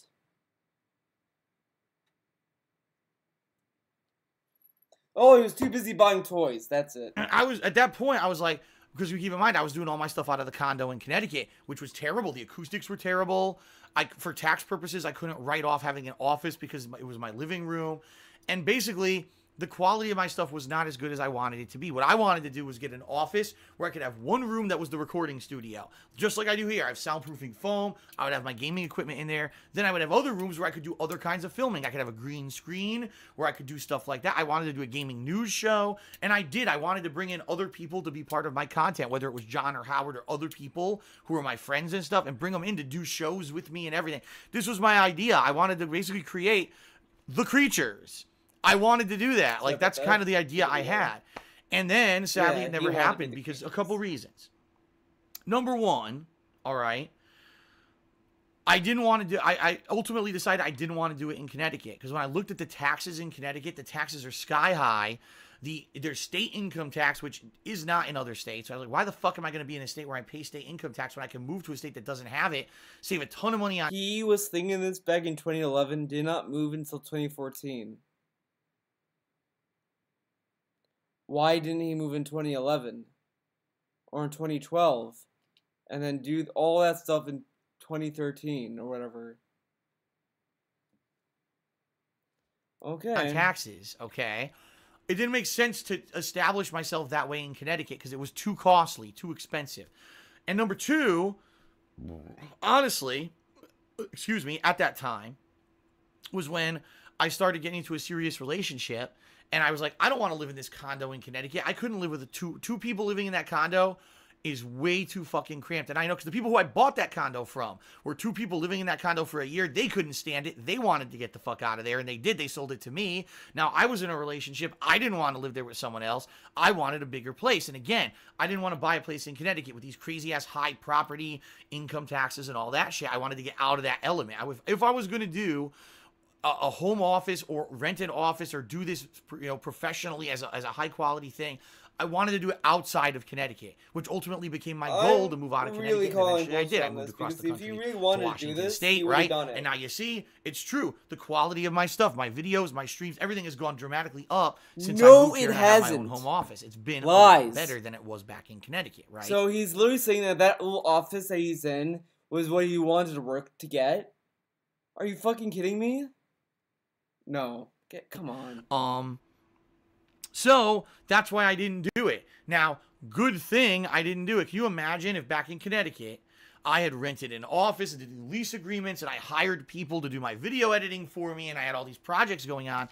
And then all of a sudden, YouTube decides that I'm a villain like they did. And all of a sudden, my views plummet and now I can't afford any of it. Or vice versa. Bullshit. Imagine if I had become popular and then all of a sudden in early this year, YouTube ad revenue fell out. And now I can't afford any of it. I can't afford the office, can't afford to pay my employees, can't afford anything. But if you're popular and you're like the top dog on YouTube, you'd make more money outside of YouTube because you would get people running to your Patreon because, you're popular and they want to support people who are big. And they know that they'd follow through. You would probably get better merchandise to buy. And all this other stuff. Like, people would probably support you more if you're popular than you are now. Just saying. Right? That's what happened to a lot of people. There were entire YouTube channels that were making hundreds of thousands of dollars, some of them millions of dollars, and their channels went from making that down to making like 10 grand a year because of YouTube's demonetization policies this year. So I could have went out of business. Sure. I could have went out of business. So in a lot of ways, I guess I'm happy I didn't do those things back then. All right. What a coincidence. He's happy he didn't do that to work. He's happy about that. Okay. I got one more question to answer, and I'm going to do shout-outs, and then we'll take a break. All right. So the question I'm going to answer actually was from a troll. He's from a troll. I know him. A troll who was trolling another other threads. We found out his IP it was the same person that had already been banned from the forums. Wow. But he actually asked a pertinent question, attempting to troll me. But the question actually is a question that if I answer it is going to have completely the opposite effect. So, oh my god, he's so proud of this. And let's look at the question. Troll question! What would 2012 DSP, who was very anti-donation, say about 2018 DSP? How would 2012 DSP give advice to 2018 DSP? Troll demolished because I actually answered legitimately and explained the difference between 2012 and 2018 logically. No. No. What he's gonna say is, well, now I'm in massive debt, and I'm running out of money, so it's okay for me to beg for donations and get donations. Back then, I was on the gravy train. That does not make it okay. Because the way that he... Oh my god, let's just hear what he has to say. This is great. So I'm going to answer it. So this question was from Greasy Pickle. And the question was, with everything going on with having time... I guarantee he probably thinks it's Fizz, because Fizz is a Rick and Morty cuck, so there you go. Wait a minute, this is completely worded wrong. Wow. Let's try this again. My question is, with everything going on with... All right, I'm going to read this in English, because he didn't write it in English. Wow, the great troll. What if English isn't his first language? But of course, we use the internet. Everyone's English, of course. Go to your fans for things like donations and tips. That's Christmas. True, I do. How would... Well, I don't go for donations. I go for tips. Tips is not donations, by the way. Completely. Tips are donations. And I swear he called them donations multiple times. Because I remember him saying stuff like, well, because you're donations. You're donations. But okay. Completely different, classified different by the government, classified different by the taxes. They're tips, they're not donations. No one donates this money to me on stream or anything like that. But anyway, how would 2012 DSP, who gave everyone who took donations back then a tongue lashing, perceive the 2018 DSP? And if 2018 DSP could talk to 2012 DSP, what would you tell him? All right. All right. Great. Let's be an honest answer here. But how is that a troll question, though? He's literally asking a question that anyone who has, like, you know, who can observe shit can kind of come up with. Like, it's, you know what I mean? Like, it's not how you think. In 2012, I was very verbally critical of people who took donations. And I said, listen. And people who had Patreons. And people who do tips and cheers and shoutouts. You call them fucking whores. You said, oh, if you want to get shoutouts and tips and cheers and all this stuff, go to a strip club, dude. Okay. If you're a YouTuber in 2012 and you're not making ends meet and you're trying to do this full time, and with things how they are now, if you can't make a living doing the way that it is, and you have to ask for donations constantly and interrupt your content to have plugs and sell products constantly, all right, you're doing it wrong. He literally plugs his fucking Patreon all the time. He's doing a charity drive for his own fucking house on Saturday. But he's not like that, no. Okay. He's not doing it to And that's what I said in 2012. Guess what? I still agree. In 2012, ladies and gentlemen, the climate of YouTube was way different. In 2012, ad revenue on YouTube was insane. Okay? It was insane. Ad revenue was at its highest ever in early 2012, okay?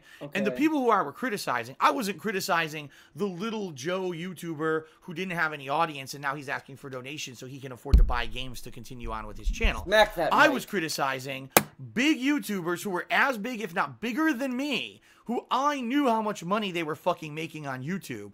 That was, I'm going to tell you right now, 4 times more than I make now. It was a lot of fucking money. Okay, a lot of money. I like it. I love that he's basing this off of his own paycheck. Not all partnership companies, they all probably don't pay as much as Machinima did to him, and he's basing it all off that. But this guy also gets salty if you start coming into his chat saying, well, you know, this guy makes this much money and you make this much money. You both do the same thing. So how can you beg for money? He's like, no, stupid, I don't make as much as him. He's a big YouTuber. That's his defense on everything. If you compare him to anyone else, he'll say that guy's a bigger YouTuber than he is. So that's why he makes more money. But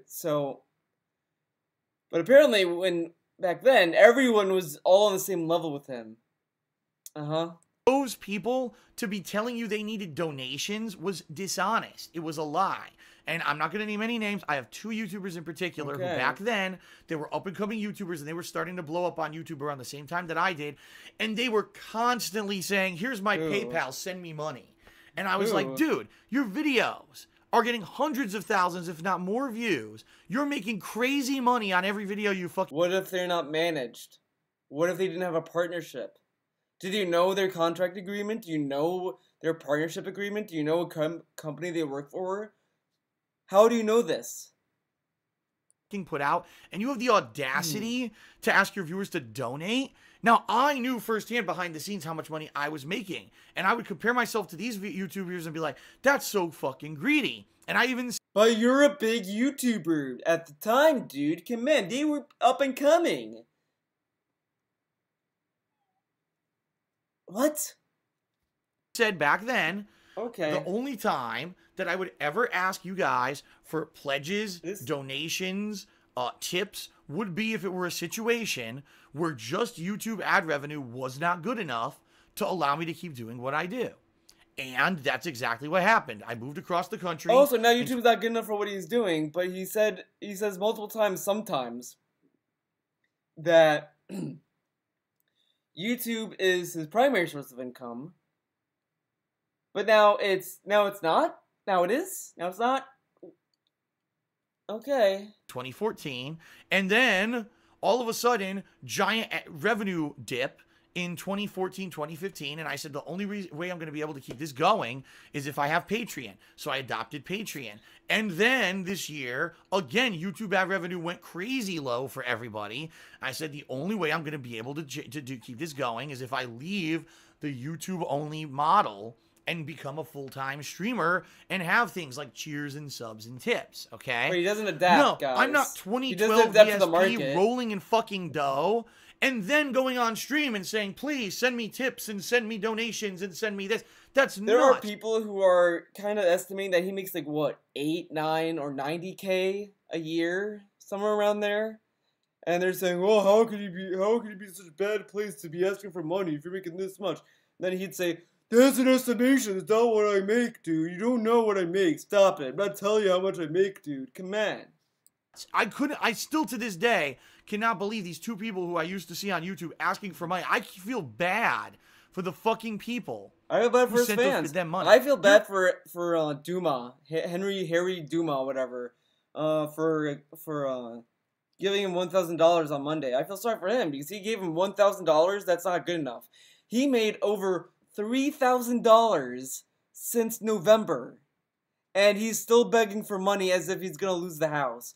I guarantee he's not gonna lose the house. There are people on YouTube and Patreon, folks. I couldn't believe this too. Okay. And it's okay for people to use Patreon. Big YouTubers use Patreon as a way to give their hardcore fans a way to support them directly and to get something cool from them. A lot of people do it. A lot of people use Patreon. There's nothing wrong with Patreon inherently. It's not like, oh, if you use Patreon, you're an e-beggar. It's not even that. This guy needs to grow up. Their videos on YouTube, getting hundreds of thousands of views on every video. They then had Patreon campaigns send us on a European vacation. He's having a Patreon campaign. He's doing a Patreon pledge marathon thing on Saturday. He's okay. But and I like how he's using the most like obvious scam to defend this. The most obvious one that like a lot of people like knew was a scam, and only like whatever. I mean, it's like, remember that time that one guy made a Kickstarter about eating mashed potatoes, and a lot of people were dumb enough to fund it, and then they got butthurt that they didn't get anything out of it other than he was eating mashed potatoes. Like, he told you what you're paying for. It won't be a vacation because we'll have a meetup in every country. We'll have one meetup in every country that we hit. So even though it's really literally a paid vacation across fucking Europe for us, we'll stop and have one fan get together in every country. And so it's kind of like it's for the fans. And people funded it. These people who make so much dirty money, thousands of dollars on fluff videos, no fucking effort or of anything. Fluff videos is dirty money. Okay, I mean there's videos on YouTube that's genuinely dirty money, but okay. Into these videos, then got a free paid vacation. I look at that shit. That's the stuff that I used to speak up against. Really? All right, because that's gross. That's gross misuse. All right, of your viewer base and your fanship. All right, it is. It's just. But wait a second. I just realized this. He's shitting on people for giving them money to go on vacations. Every time he would go on vacation, when it was in October, when it was in December, when it was in July, he kept asking his fans, guys, I'm going on vacation. I'm gonna, not be streaming every day. I need you guys to give me money, please. When I'm not streaming, you gotta support me. Give me money so I can take the time off. He literally did this. The only difference is that he didn't leave the house. So basically, you're paying him to stay in this house for vacation that he could do for free by just playing video games on stream. Amazing. It's disgusting. Now, for me, it wasn't until 2015 that I ever asked for a penny from anyone. Okay. When I started up my Patreon, I created free videos for all of you and live streams from 2018 all the way until 2015. Excuse me, 2008. I screwed that one up. From 2008 all the way until 2015. It wasn't until 2 years ago that things got so bad on YouTube that I had to start asking for other contributions. Everyone fucking else asked for them before me. There are YouTubers right now on YouTube who have 20 times more views than me that have a fucking Patreon, all right? Because they want their fans to support them if they want. It's not like they're forcing them to go to Patreon. And as I said, like Mega64, another hot example, they don't really like shill their Patreon as much. The only time they shill is when they're like doing like a Patreon event thing, like when they're like, okay, we're gonna be doing our giveaway and this and that. That's when they usually kind of bring it up. But other than that, they don't really bring it up at all. Like I don't go to their podcast and I don't sit through like an hour of shilling like this guy does. That's disgusting. And the fact that people would fucking pledge to that, I mean, guys, and I'm being real talk here now, I know. And people don't like it sometimes when I get real talk. Oh my God, too bad. That's what made me a name on YouTube. It's time to get real. Time to get real. I'm in a situation right now with taxes that I did not create. I'm in a situation where I was paying a tax attorney for 6 straight years to do his job. Hot taxes. And for 3 years that I lived here, he didn't. He lied to me and didn't do due diligence. I now owe so much back taxes that I don't know if I'm going to ever be able to pay it unless I sell my house. Tax. Okay. That's fucked up. So when I come to you and I say, please pledge to my Patreon and make a monthly goal happen because I really need the funds right now. Please tip me on the stream so I can raise enough money to keep my house. I'm being real with you, all right? I'm telling you the truth. Okay. I'm not a YouTuber who's rolling in dough where every month I make, $20,000 on YouTube.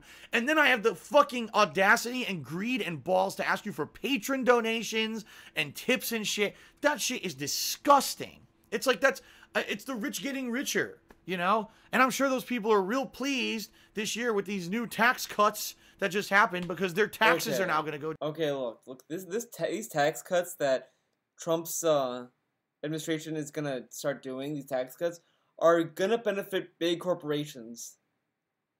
YouTubers are not corporations. I'm sorry, PewDiePie is not. Well, actually, PewDiePie doesn't live in the States, but like, they're not corporations. Down, they're gonna make so much more money. It's just like nuts to me. I mean, I'm barely making ends meet here, and I gotta get shit from someone like this troll who basically the reason they asked this question was to say, see, Phil, you changed. 2012 DSP. You get shit because you're like, you get staunchly opposed to things, and then when you end up doing those things, you look like a fucking idiot. Like, I use this example a lot. Not even a month ago. Last year, either it was November or October, he did a vlog. I think it was called like the DSP address or whatever. And he literally said in that video, I would never go to Twitch. That's never gonna happen. I don't want to be a Twitch whore and this and that. Like, he shat on Twitch hardcore. Month later, I'm back on Twitch, guys. I'm taking shoutouts. I'm doing shoutouts. I'm doing tips. I'm doing bits. I'm doing all kinds of things. Well, actually, he didn't do tips at the time, but he did shoutouts.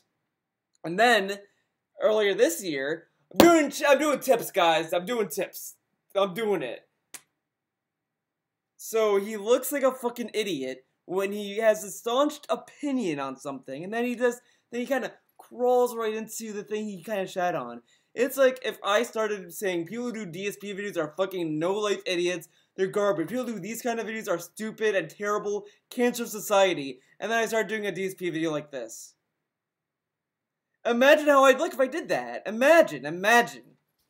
Would have made fun of 2018 DSP. Okay. 2012 DSP had no debt. 2012 DSP was rolling in money from insanely high YouTube ad revenue and said it's dishonest for people in my situation to be asking for donations and tips and shit. 2018 DSP may lose his house in the next couple months because I got fucked by some asshole in Connecticut. And I got fucked by trolls over the past 3 years who fucked my business over and made my YouTube revenue plummet. And then I got fucked again. Oh, we made your YouTube revenue plummet. Oh, did not know that. When YouTube ad revenue plummeted earlier this year because of YouTube's mistakes, you know, that's the difference here, okay? Very different. So your question literally backfired and just proves my fucking point. That there are people out there that people throw money at who don't need it and fucking are hoarding it over here in some fucking offshore bank account. But I like how you always offshore bank. He thinks big YouTubers have offshore bank accounts. Okay. But I like how every time someone calls him out on his own shit, he always says, well, other people do it.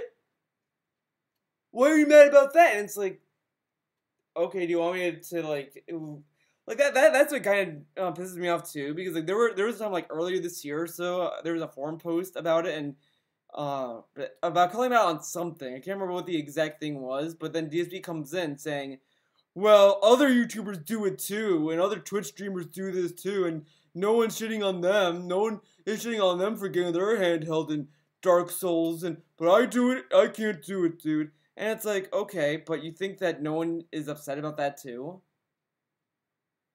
Like, no one is gonna go up to Phil and say, hey Phil, I think you and this guy and this guy and this guy and this guy and this guy and this guy and this guy are all assholes because of this.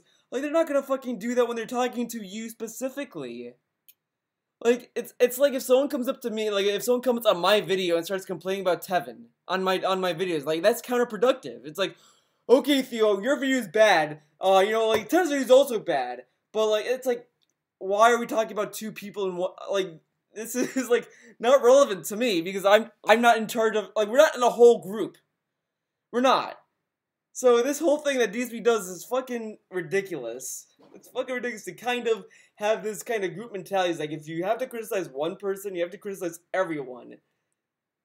Like, okay, or living it the fuck up. I mean, they get to go to every fucking gaming convention. That makes sense to people. They get to, you know, they pay, you know, full ride and everything. Pay everything for free from sponsorship. Other people. Rolling in money, but they still have a Patreon. They still get tips and shit. But God forbid me, who is the same as you, who pays for games just like you, who literally is just trying to keep what I don't get Patreon money to buy games like you, Phil. I don't get a lot of tips on Twitch. I don't get bits on Twitch as much. I don't get anywhere near as much money as you. But why do we have to care about other people if we're gonna criticize you though? If someone is talking about you specifically, why are other people relevant then? Why do we have to talk about other people when we're talking to you? Like, imagine if your parents come up to you and said, "Okay, Billy, you know, you need to share your bag of chips with your brother," and he's like, "Well, Mom, my friends don't get to share their chips with their family members. Why do I have to share mine?" And it's like, they're not our family. I'm talking to you. Like, it's ridiculous. It's ridiculous how he keeps doing this stupid mentality of, how come other people can do it but I can't? It's retarded because that's assuming that no one has that same criticism of other people. People can have the same criticisms towards other people, but they're talking to you because they're watching your content. What I've been doing from 2008. Okay. Never had aspirations to be some big wig. Never thought that I was better than anyone else. Someone like me ask you for some support during the holiday season because I might lose my house. I'm the villain. I'm a horror. Okay, think about that. I ask for money during the holiday season and I'm the villain.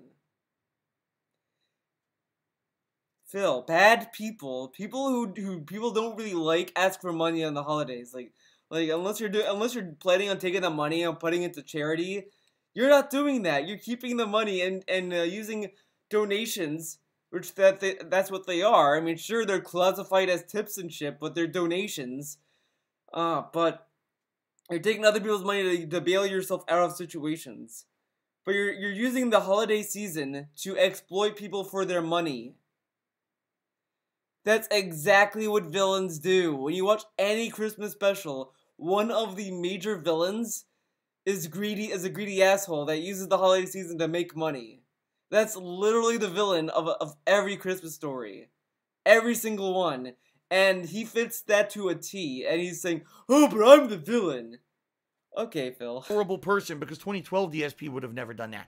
Get the hell out of here. If anything, a question like this from a moron just proves what a moron, immature troll this person was. Okay. They're not an adult who understands real fucking life. That you couldn't even understand that maybe in 6 years, the climate has fucking changed. Get the fuck out of here. So. Like, he could have said this whole thing a little bit better. Like, he could have just said, well, back then I was making enough money and I wasn't thinking that I'd be in the situation where I am now, where I would be more reliant on my fans' support to get me through a lot of these situations that I put in.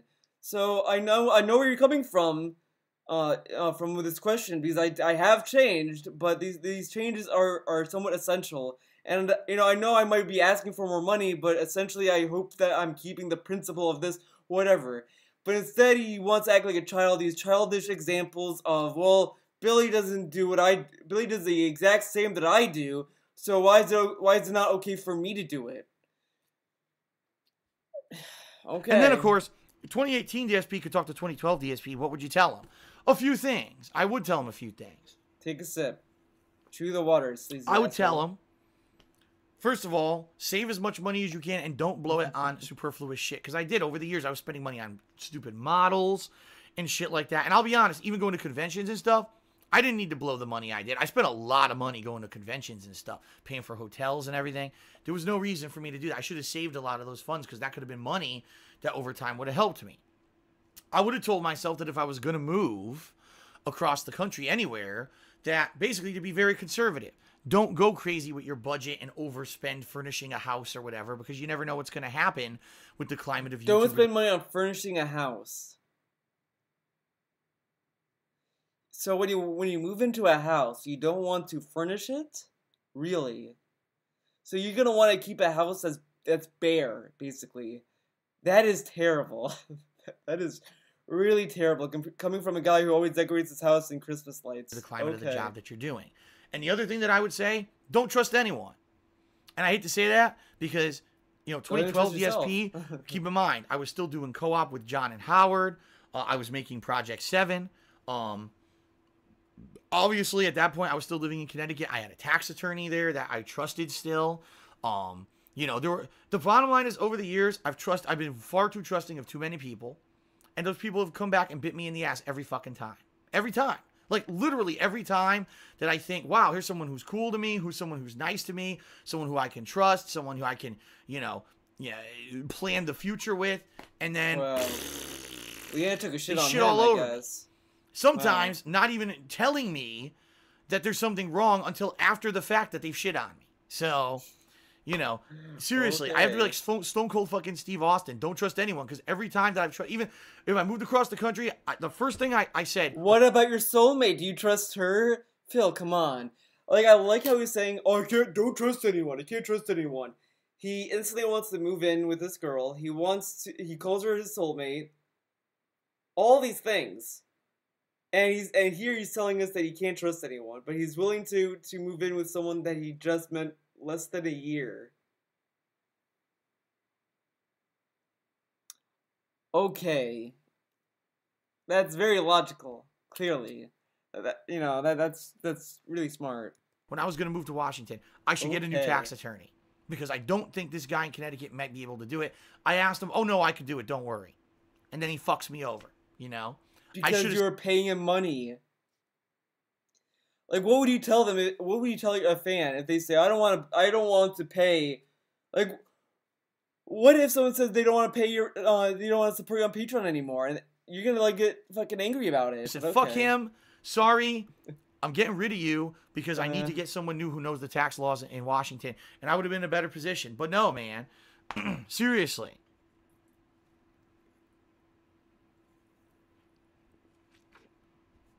Switch that water. It just, anyway, the question's done with. Now let's do some quick shout-outs and then we'll take a break. I don't remember if there's any good shout-outs. Thank you to Romy Rowe, who did a 25-bit cheer. Il Rariachi has an easy mode. Those games are not games based on easy mode. Origins, narrative modes. Having an easier to answer their question at all, so they're going to ask another question. Oh, great. All right. This question. How does having an easier difficulty setting in a game like Mass Effect Andromeda and Assassin's Creed Origins narrative modes ruin it for everyone? Hell, even a hardcore shooter like Doom has an easy mode. Those games are not games based on difficulty. Dark Souls is. Doom is not based on difficulty. If you look at how they define each difficulty setting, you can kind of tell that it's focused on that. You know, like even Wolfenstein 2, like they kind of insult people who play on very easy. Like they have the main character in like have a bib and one of those baby hats. Like they patronize people who go on easier difficulties, and then when you go on harder, they kind of make it look more badass because they want to give you more of an incentive to do a harder difficulty. Cuphead, if it was an easy game, would not be a good game. It would just be an easy game you beat in 3 hours, and you would say it's a ripoff. There are games where difficulty is the selling point of the game. Those games should not be dumbed down for the masses. The games you mentioned are not games based off of a difficulty setting that is hard, and that's why it's the selling point of the game. Therefore, that's why your point does not make sense. And thank you, Dooley, for the $5 tip. Very much for your support. All right, that's it for this part.